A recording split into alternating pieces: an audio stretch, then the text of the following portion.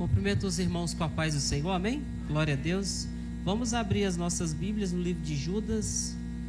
É um livro antes do livro de Apocalipse. Apocalipse está lá no final, então ficou fácil de achar. Glória a Deus. Livro de Judas, capítulo é único, então vamos para o versículo, glória a Deus, versículo 3. Louvado seja Deus. Único. Esse livro de Judas, ele foi escrito não pelo Judas Iscariotes, o que traiu Jesus. Ele foi escrito por Judas, o irmão de Jesus. Nós sabemos que um casal foi escolhido para gerar Jesus.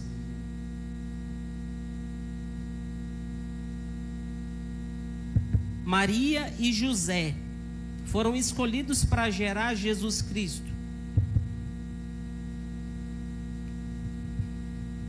Deus deu uma orientação para que eles não se conhecessem durante a gestação de Jesus. Todos entendem então que Jesus primeiro nasceu e só depois Maria e José foram, vamos dizer assim, namorar, né?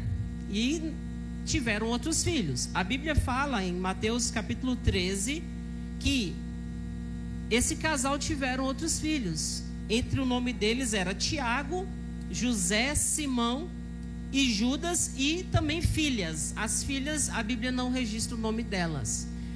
Nós sabemos então que Jesus teve vários irmãos e um deles era Judas. Esse Judas, segundo a tradição, é quem escreveu o livro de Judas. E esse livro, apesar de ele ser pequeno na quantidade de versículos, é um livro muito profundo e útil para as nossas vidas, para a vida da igreja, para a vida dos cristãos. É interessante que no início aqui ele já se coloca como servo de Jesus, ele não se apresenta como irmão de Jesus, então ele se coloca aqui na condição de uma pessoa humilde. Ele fala, eu, servo, Judas, servo de Jesus Cristo. Então, irmãos, independentemente do meu título, da minha posição social, eu preciso continuar sendo servo de Jesus Cristo, continuar na humildade. Então, o Espírito Santo usa ele aqui para que ele se dedique com toda a diligência, que significa inteligência de Deus, para nos escrever e nos exortar acerca da salvação comum.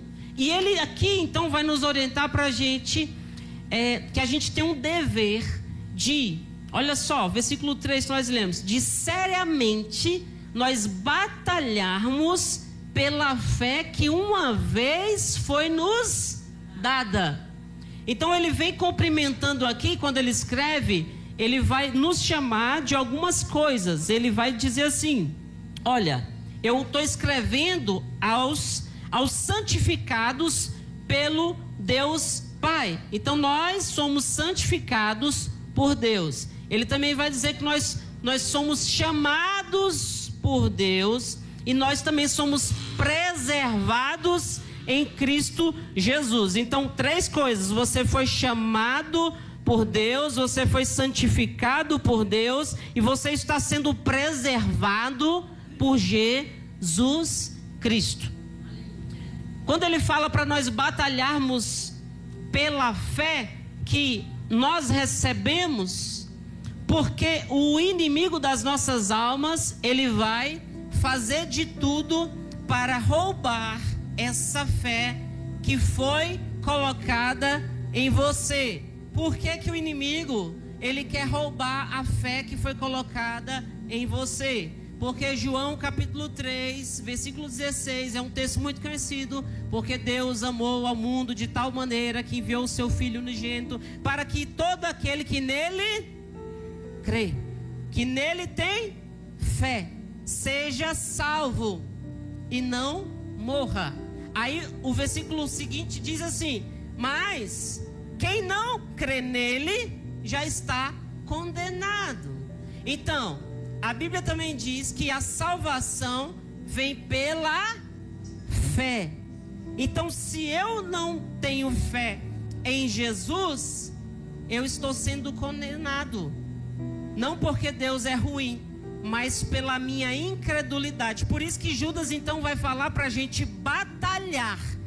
Batalhar significa você lutar para você continuar com a fé em Jesus Cristo até o final. Como o apóstolo Paulo disse: combati o bom combate, encerrei a carreira. E o que é que ele guardou? Ele guardou a fé. O povo aqui está inteligente, está vindo para EBD, está vindo para o culto de ensino, está lendo Bíblia dentro da sua casa. Glória a Deus. Então nós precisamos guardar a fé, irmão. A fé, ela é tão importante que Hebreus capítulo 11, versículo 6 fala que sem fé é impossível agradar a Deus. Quer agradar a Deus? Guarda a fé. Batalha para você manter a fé. O outro versículo que nós lemos aqui, ele fala, versículo 20: mas vós, amados, edificando-vos a vós mesmos sobre a vossa santíssima fé. 1 Coríntios capítulo 13 diz assim: agora, pois, permanece a fé, a esperança e o amor. Você tem que permanecer na fé. Efésios 6 diz que você precisa se revestir de toda a armadura de Deus. Então a armadura é do alto da cabeça à planta dos pés. Aí o texto vai destacar uma virtude. Qual? Ele fala assim: sobretudo você tem que pegar o escudo da fé, com o qual podereis apagar todos os dardos inflamados do maligno. Que o diabo está enviando dardo inflamado para querer roubar a fé do povo de Deus. Tanto é que Jesus Cristo disse para Pedro: Pedro, o diabo está querendo te peneirar, como se peneira um trigo, mas eu roguei por ti. Por quê? Porque a Bíblia fala que nós temos um advogado, o nome dele é Jesus Cristo, que intercede por nós. Pedro, eu roguei por ti para que a tua fé não se desfaleça, porque o diabo, ele quer roubar a sua fé, apagar a sua fé, fazer a sua fé desfalecer. E uma vez que você perde a fé, você está condenado. E você vai para onde? Se você morrer sem a fé em Jesus Cristo, você vai fazer parte do time do diabo. Então por isso que nós precisamos ter a fé, alimentar a fé, edificar a nossa vida sobre a fé, pegar o escudo da fé, continuar com a fé, batalhar pela fé e não permitir que nada nem ninguém roube essa fé que foi em nós confiada pelo nosso Senhor Jesus Cristo. A Bíblia diz que a fé vem pelo ouvir e ouvir a palavra de Deus. É por isso que por onde eu passo é incrível, no momento da pregação há uma inquietação, há uma conversaiada, há uma dispersão. Por quê? Porque isso é uma batalha espiritual, que o Satanás está querendo o quê? Roubar a palavra, porque uma vez que você não presta atenção na palavra, a sua fé não é alimentada, ela não é crescida, ela não vai frutificar. Por isso Jesus falou na parábola do semeador, que a semente é a mensagem, mas o inimigo, ele faz tudo para roubar, para que ela fique infrutífera, ou para que ela caia num solo entre espinhos, ou entre pedras, ou num solo ruim, e a palavra fique perdida. Quem é o inimigo que quer roubar a palavra? O diabo. Por quê? Porque através da palavra vem a fé dentro de você, a fé que vai te dar cura, a fé que vai te dar uma porta aberta, a fé que vai fazer um milagre acontecer na sua vida. Por isso que Jesus, ele falava assim: olha, vai, a tua fé te curou. Olha, vai, a tua fé te salvou. A Bíblia diz que Paulo, olhando para um homem enfermo, vendo que ele tinha fé, falou: seja curado.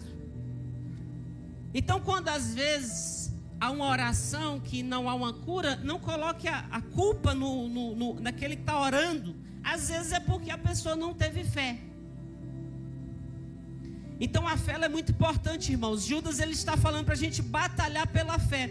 Só que ele vai nos trazer um alerta aqui, e eu prometo ser bem objetivo aqui, irmãos, nessa mensagem. Ele vai trazer um alerta, sabe por quê? Porque ele fala assim: olha, no meio de nós virão homens, se introduzirão homens, que esses homens serão usados pelo diabo para estar no nosso meio. Lembra da parábola do joio e do trigo? É mais ou menos isso. Esses homens vão ser usados pelo diabo para estar no nosso meio, para querer roubar a nossa fé, e a gente precisa ficar esperto e não cair nesse jogo do diabo, porque senão ele vai nos roubar nossa fé, ele vai fazer a nossa fé se desfalecer e vai nos tirar da igreja, vai nos tirar do corpo, vai nos tirar da noiva de Jesus, e daqui a pouco a gente está fazendo parte do time do diabo. Então nessa carta ele vai falar assim, ó, preste atenção que eu vou ser bem objetivo. Quanto mais ligado você estiver na mensagem, mais você vai pegar essa mensagem. Olha, certos homens se introduzirão no meio de vós com dissimulação. Irmãos, aqui, para que você entenda, é o seguinte: associe esses homens a falsos profetas, a falsos mestres, que Jesus em Mateus 7 vai dizer, olha, cuidado com os falsos profetas, mas vocês o reconhecerão pelos seus frutos, porque não tem como árvore boa dar frutos ruins, nem uma árvore ruim dá bons frutos. Então vocês conhecerão os falsos profetas que vêm, estão no meio de nós como ovelhas, mas por dentro são lobos. Então aqui Judas está nos alertando sobre esses homens que entram no meio de nós.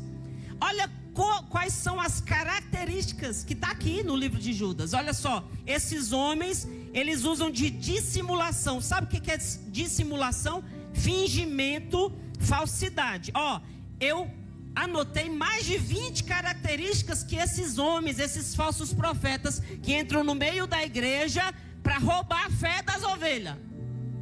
Para você ficar esperto, porque se tiver alguém perto de você te influenciando com alguma dessas características, fuja, ore, vigie, guarde a sua fé, porque o Satanás não está brincando não. O que tem de gente que estava aqui com a fé firme, que agora está lá nas trevas e o diabo está ceifando e estão indo para o inferno, não é brincadeira. Todo dia a gente vê alguém morrendo. Então vamos lá. Olha só a característica desses homens, desses falsos profetas: dissimulação, são fingidos, são falsos, homens impiedosos, eles não têm piedade de ninguém, eles convertem a graça em lascívia, eles são bons para converter o que é bom em ruim. Eles não são pessoas para converter algo ruim em algo bom. Presta atenção no texto. Eles convertem, mas é algo bom em algo ruim. Eles convertem a graça em lascívia. Sabe o que é lascívia? Imoralidade sexual. Olha o perfil desses homens. Eles não são convertidos, eles não são ovelhas. Pode até estar disfarçado de ovelhas, mas são lobos devoradores. Eles negam o único Deus e Senhor Jesus Cristo. Eles negam Jesus, e Judas vai falar: olha, eu quero vos lembrar, porque assim como Deus salvou o povo lá do Egito, porque eles tiveram fé, mas também Deus destruiu o povo no deserto. Por quê? Porque eles se permitiram deixar a fé em Deus. E quem estava lá batalhando era o diabo, para o povo perder a fé em Deus. Alguns foram salvos. O texto está falando, ó, lembrem-se que Deus salvou alguns lá do Egito, mas também destruiu aqueles que não creram. Salvou os que creram, como Josué e Caleb. Destruiu uma multidão porque não creram, porque o diabo veio, roubou a fé e pereceram no deserto. Aí o texto também vai falar assim: lembrem-se dos anjos, que eles também caíram. Por quê? Porque eles deixaram o seu estado original e deixaram a sua habitação própria. Então, olha só, o diabo, ele fez cair anjos do céu. Ele fez um povo que tinha uma promessa, um povo de Deus, perecer no deserto. Por quê? Porque deixaram a fé no verdadeiro Deus. Aqui o texto ainda vai falar assim: olha, esses homens, eles são sonhadores imundos. Esses homens, eles contaminaram a carne, eles desprezaram a autoridade, e eles falam mal das potestades. E Judas vai falar, lembrem-se que quando Moisés morreu, o arcanjo Miguel brigou com o Satanás pelo corpo de Moisés. E o arcanjo Miguel, ele não se atreveu a lançar palavras contra Satanás, porque Satanás também é uma autoridade. Então, o arcanjo Miguel, ele disse assim: o Senhor te repreenda. Mas sabe o que o contexto está querendo nos ensinar nessa noite? Que falso profeta, esses homens que não são de Deus, que estão às vezes no nosso meio, eles se levantam contra as autoridades constituídas por Deus. Então, se você, aqui não acontece isso, mas em outros lugares, às vezes, tem um povo que começa a ficar rebelde, se levantando contra a autoridade, que é o anjo constituído por Deus, se levantando contra a liderança das irmãs, liderança dos jovens, liderança dos varões. Cuidado, que há um espírito do falso profeta querendo te influenciar. E o texto, ele é tão nobre que ele vai falar assim: ai deles, porque eles falam mal do que não sabe. Cuidado quando alguém fica assim, olha, aí vem com aquele papo falando mal do que nem sabe. É uma fofoca, é um fuxico. Ai, eu vim aqui tomar um cafezinho, mas eu tenho que falar mal. Mas irmã, você sabe se é verdade? Não, eu vim falar. Está falando mal do que nem sabe. É o espírito do falso profeta, querendo roubar a fé daquela irmã que às vezes está recebendo a sua visita. São como animais irracionais que se corrompem. Ai deles, por quê? Porque eles entraram pelo caminho de Caim. Caim matou seu próprio irmão. Eles correm gananciosamente pelo caminho de Balaão, o profeta que foi chamado para abençoar, que estava se vendendo para amaldiçoar o povo de Deus. Não conseguindo amaldiçoar o povo de Deus, o profeta Balaão vai lá no rei e fala assim: faz o povo se envolver com as mulheres, envolva o povo de Deus na imoralidade sexual e na idolatria, que faz o povo cair.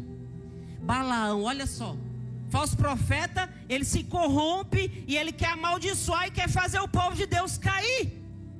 Como Caim, ele fica irado contra o seu irmão, ele tem ciúme do seu irmão, ele vê o irmão adorando a Deus, dando dízimo a Deus, ao invés de ele pegar o exemplo e fazer o mesmo, o espírito de Caim entra nele e ele fica com ciúme do irmão, da adoração do irmão, da pregação do irmão, do louvor do irmão, do dízimo do irmão, da oferta do irmão, e quer matar o irmão.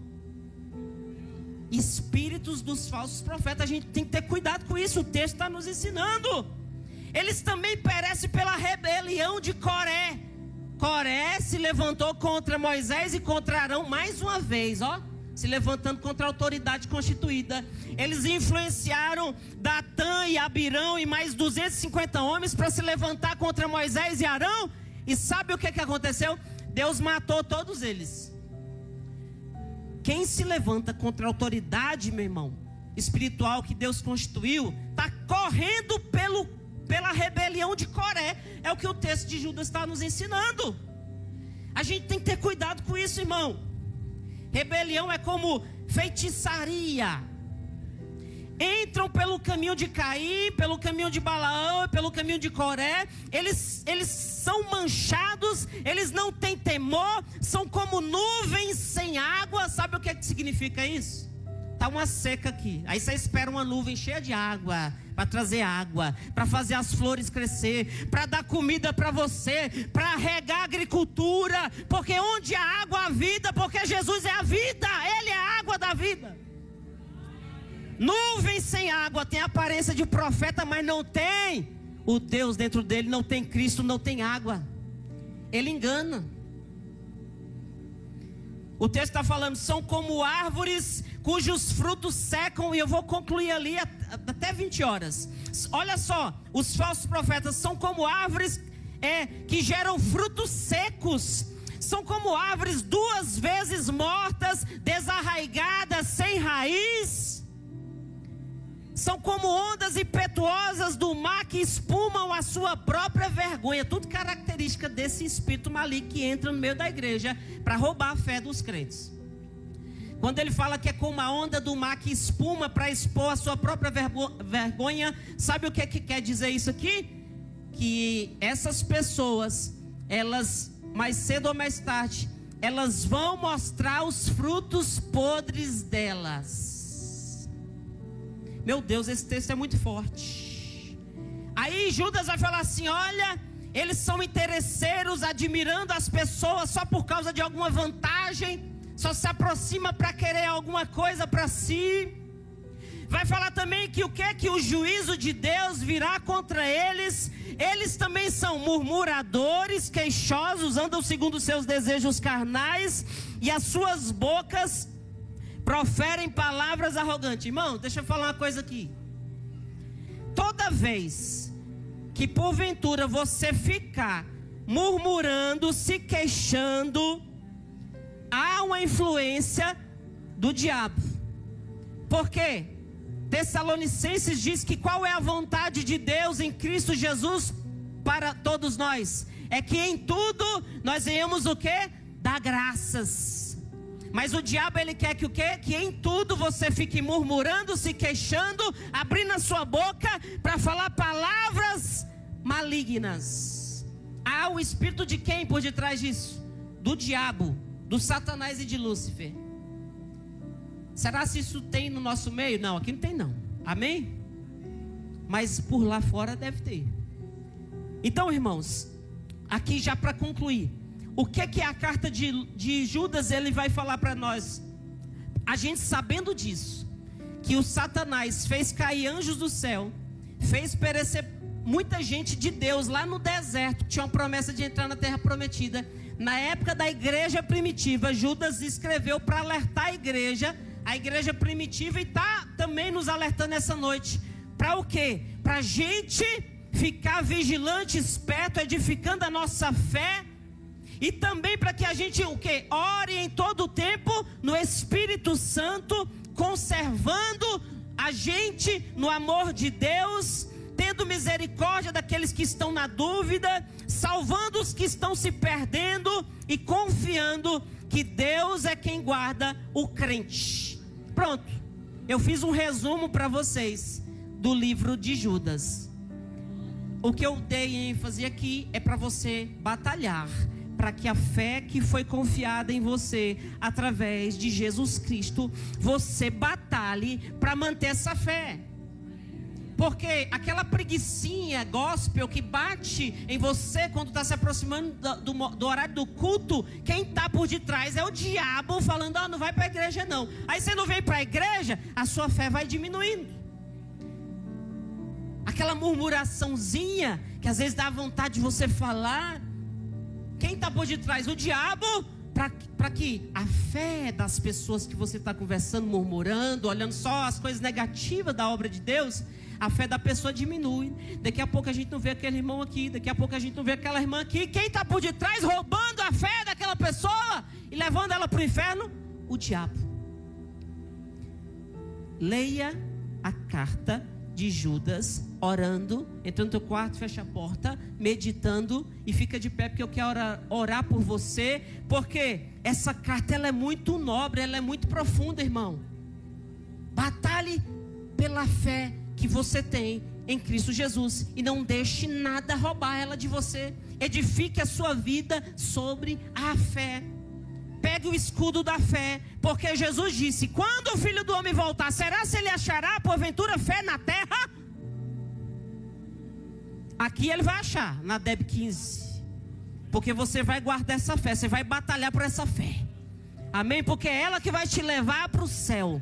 Jesus, abençoa a tua igreja nessa noite. Não permita que o diabo venha roubar a fé dela. Não permita que os dardos inflamados venham atingir ela, Senhor. Mas ela vai se blindar do escudo da fé. Meu Pai, que essa fé que foi confiada nela vai transbordar para alcançar o vizinho incrédulo. Meu Pai, vai alcançar aquele colega de trabalho que vai se converter ao Senhor Jesus Cristo e vai ter uma fé ativada também. E eu oro, meu Pai, para que ninguém aqui perca a fé no Senhor.